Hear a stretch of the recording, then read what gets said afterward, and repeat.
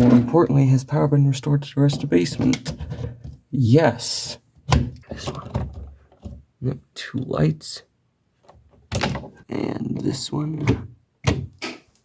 Oh, what happened? I tripped it pulling it out of there. There's something plugged into here that's shorting it out. Let's try turning this back on.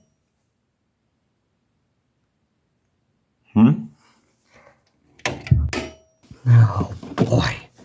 Is my tester broken?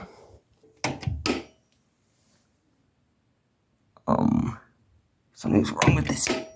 What? It gives power and then cuts it off.